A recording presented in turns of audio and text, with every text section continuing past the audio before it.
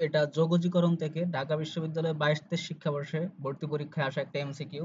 এমসিকিউটাতে কি বলা হলো, integration of dx divided by a to the power x plus e to the power minus x এর মান নির্ণয় করো।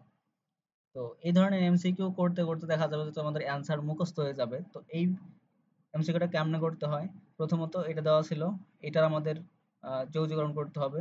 তো e to the power minus x, এই যে e to the power minus x কে আমরা কি লিখতে পারি, 1/e two the power x লিখতে পারি।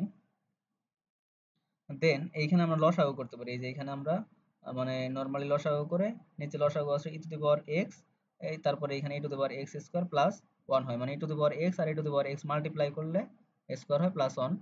আচ্ছা, এরপরে দেখো এই যে নিচের যে e to the power extra আছে সেটা কিন্তু উপরে চলে যাবে, এই যে উপরে চলে আসছে, নিচে থাকলো 1 plus e to the power x square.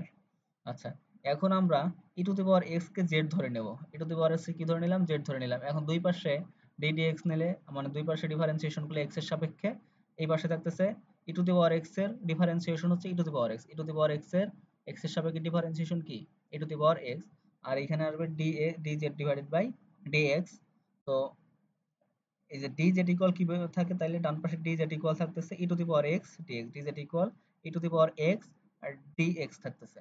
তাহলে ডি জেড এর ভ্যালুটা, এই যে ডি জেড এর মানে e to the power x d x এর ভ্যালুটা, e to the power x আর ডিএক্স এর ভ্যালুটা আমরা এই যে এখানে বসায় দিব, e to the power x d x এর ভ্যালুটা আমরা এখানে রিপ্লেস করে দেব, এই জায়গায় রিপ্লেস করে দেব। রিপ্লেস করে দিলে আমাদের থাকবে, উপরে থাকবে ডি জেড, আর আমরা এখানে e to the power x কে কি ধরে নিয়েছিলাম, জেড ধরে নিয়েছিলাম।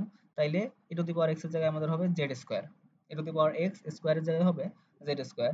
তো দেখো একটা ফর্মুলা ছিল, integration of dx divided by 1 plus x square equal tan inverse x plus c। এই ফর্মুলাটা মুখস্থ রাখো, integration of dx divided by 1 plus x square equal tan inverse x plus c।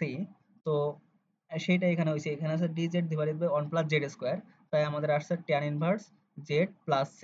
তো z এর মান আমরা কি ধরে নিছি, z এর মান আমরা e to the power x ধরে নিছি, তাই tan inverse e to the power x plus c, এটা আমাদের অ্যান্সার।